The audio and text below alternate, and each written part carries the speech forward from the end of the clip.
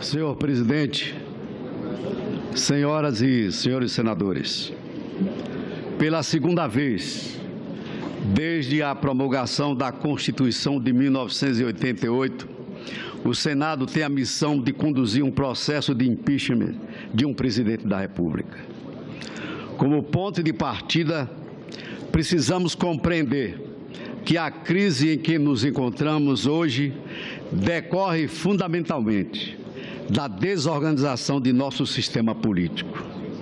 Com certeza, não estaríamos mergulhados nesta situação se, após a Constituição de 1988, tivéssemos priorizado uma reforma política com regras que barrassem a corrupção eleitoral e evitassem negociações espúrias em favor de empresas, dos donos do poder ou das elites governantes. Estamos vendo aqui e em todo o Brasil divisionismos e ânimos exaltados por esse processo de impeachment. Tudo isso porque o presidencialismo é um sistema rígido que estimula a radicalização das posições políticas entre governo e oposição.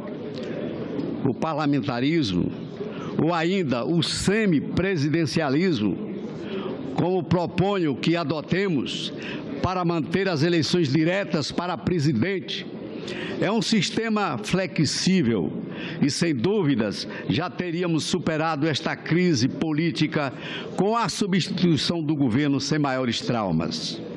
Não foram poucas as vezes, senhor presidente, que alertei desta tribuna que o nosso presidencialismo de coalizão estava falido, que precisávamos urgentemente de um sucedâneo para dar estabilidade ao governo e assegurar a paz social.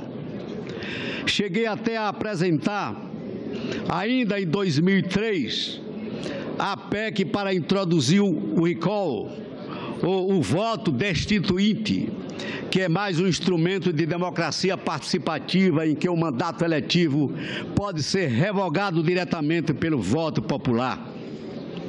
Se essa proposta já tivesse sido aprovada, senhor presidente, seria o próprio eleitorado que estava votando hoje o afastamento ou não da presidente da República. O Partido Socialista Brasileiro, neste processo de impeachment, atua de forma coerente com sua história e com os valores que abraça. Assim temos agido desde que ajudamos a eleger o presidente Lula. Reconhecemos que o governo do presidente Lula foi responsável por avanços importantes para o país, sobretudo no campo social. Deu prioridade máxima a políticas e ações que retiraram o Brasil do mapa da fome das Nações Unidas. Fez valer o direito humano à alimentação adequada, direito esse que foi incluído entre os direitos sociais da Constituição, por meio da PEC da alimentação, da qual eu fui o seu autor e promulgada pelo Congresso Nacional. Senhor presidente, essas ações transformaram o Brasil com o apoio do PSB e deram dignidade à classe trabalhadora. Fomentaram a convicção não só entre os mais pobres, mas em todos os brasileiros de que finalmente o país havia encontrado o ramo do desenvolvimento econômico e social. O caminho que nos levaria à construção de uma sociedade mais justa. Vivíamos naqueles anos um momento de euforia. Nosso povo seguramente estava mais feliz. Estávamos mostrando que o Brasil podia de fato trabalhar para os que mais precisavam e promover o desenvolvimento inteiro da nação. Da mesma forma que ajudou a implantar e conduzir essas políticas, o Partido Socialista Brasileiro, o PSB, começou a alertar o governo para os equívocos na condução da política econômica. Já no início da administração da presidenta Dilma, ela se manteve fechada, no entanto, ao diálogo com os aliados e insistiu em medidas que levaram o país ao descalabro fiscal. De tanto pregar no deserto, o PSB decidiu deixar a base de apoio ao governo em 2013. E fizemos isso de forma transparente. Nosso então presidente do partido, o governador Eduardo Campos, advertiu a Dilma sobre a crise que a sua forma de governar estava gerando. Lamentavelmente, nenhuma mudança de rumo, senhor presidente, foi realizada. Eduardo Campos nunca se cansou de dizer: é preciso coragem para mudar e não vamos desistir do Brasil. Na entrevista ao Jornal Nacional, no dia 12 de agosto de 2014, às vésperas do acidente que lhe tirou a vida, Eduardo Campos descreveu as razões da saída do PSB do governo da presidenta Dilma. Disse ele, abro aspas, já em 2012, vínhamos num processo de afastamento claro do governo. Por quê? Porque esse governo é o único governo que vai entregar ao Brasil pior do que recebeu. Nós vamos estar piores na economia, piores na questão da violência, estaremos piores na logística, na relação externa com o resto do mundo. Um governo que deixou a inflação voltar, um governo que está fazendo derreter os empregos. Foi o que disse em 2012 o saudoso Eduardo Campos, um dia antes de morrer. Eduardo Campos ressaltava a necessidade de unir o país em torno de um projeto de desenvolvimento e ele liderou, de forma corajosa, a construção de uma alternativa de governo. Desde então, o PSB manteve uma posição de independência no Congresso Nacional. No entanto, voltamos a favor de vários projetos para dar governabilidade. Recupero, senhor presidente, esses fatos para demonstrar de forma cabal que o PSB sempre agiu e continuará agindo com coerência e responsabilidade. Gostaria de trazer ao plenário um trecho da célebre obra intitulada O Impeachment do ex-senador e ex-ministro do Supremo jurista Paulo Brossard. Disse ele: entre nós, como no direito norte-americano e argentino, o impeachment tem feição política. Não se origina senão de causas políticas, objetiva resultados políticos. É instaurado sob considerações de ordem política e julgado segundo critérios políticos, julgamento que não exclui antes, supõe, é óbvio, a adoção de critérios jurídicos. Isto ocorre mesmo quando o fato que o motive possua iniludível colorido penal e possa, a seu tempo, sujeitar a autoridade por ele responsável a sanções criminais, estas, porém, aplicáveis exclusivamente pelo Poder Judiciário, disse finalmente Paulo Brossard. As palavras dele nos dão segurança quanto à constitucionalidade e, sobretudo, quanto à legitimidade desse processo de impeachment. O impeachment é um mecanismo de defesa da Constituição, de proteção dos valores nela cristalizados contra o exercício abusivo do poder titulado do Executivo. Ele existe para apurar uma infração político-administrativa do presidente da República, que é o crime de responsabilidade de índole constitucional. O impeachment não serve para aplicar ao governante uma pena de multa, de reclusão ou de devolução do dinheiro público. Isso seria da competência do Supremo. Mas não há indício de que o presidente tenha praticado crime comum. No impeachment, o Senado faz um juízo político. O processo pode resultar na aplicação de sanções políticas, perda do cargo, inabilitação para o exercício de função política depois do julgamento final. A denúncia que deu origem a todo esse processo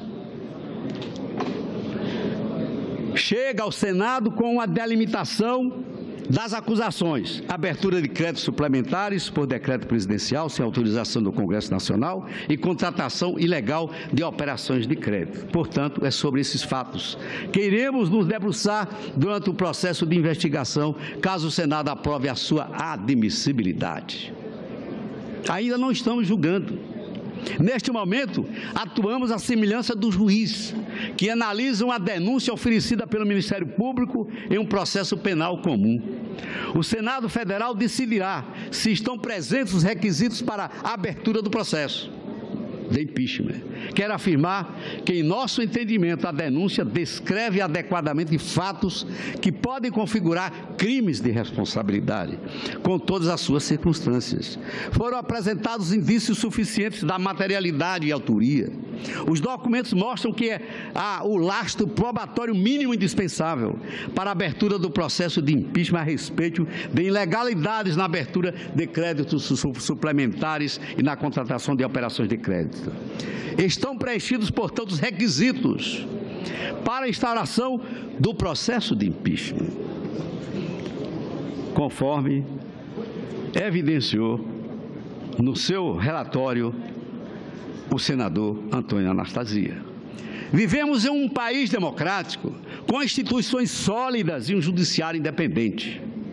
Se a presidente da República, e eu a trato com todo respeito, se a presidente da República, Dilma Rousseff, considera este processo sem base legal e constitucional, e que ela está sendo injustiçada e perseguida, como tem afirmado e repetido tantas vezes, por que então não provoca o Tribunal Superior, o Supremo Tribunal Federal, para dizer que não há causa justa para o impeachment? Por que não provoca a Suprema Corte? Até agora, a Advocacia Geral da União procurou barrar o processo alegando apenas questões formais e procedimentais. E o Supremo, repetidas vezes, considerou que tudo está transcorrendo normalmente. Aliás, o presidente do Supremo Tribunal Federal, ministro Ricardo Lewandowski, já declarou publicamente que, se provocado, o tribunal não fecharia as portas para uma eventual análise da justa causa, ou seja, do mérito do impeachment. Eu quero revelar a minha estranheza e a minha suspeita com o fato de que, até agora, o único recurso que o governo não levou ao conhecimento do Supremo é aquele que poderia anular o processo de impeachment, na sua raiz, com o reconhecimento pela Corte de que os atos da presidente da República foram praticados claramente de acordo com a lei, em obediência à lei e à Constituição. E eu pergunto, será que o governo tem medo que o Supremo lhe dê uma decisão contrária e acabe com o discurso do golpe? A decisão do Senado hoje não significa um afastamento definitivo da presidente da República. Não é a sentença final condenatória, como se diz nos julgamentos que ocorrem na Justiça. Claro que entendemos ser de extrema gravidade tirar do poder um presidente, mesmo que temporariamente. Mas a Constituição Federal dá essa prerrogativa ao Senado, assim o fez para que durante esse período de até 6 meses seja feita uma investigação dos fatos citados na denúncia e a presidente fora do poder temporariamente e sem a influência do cargo tenha o direito de demonstrar a conformidade de seus atos com o nosso ordenamento jurídico.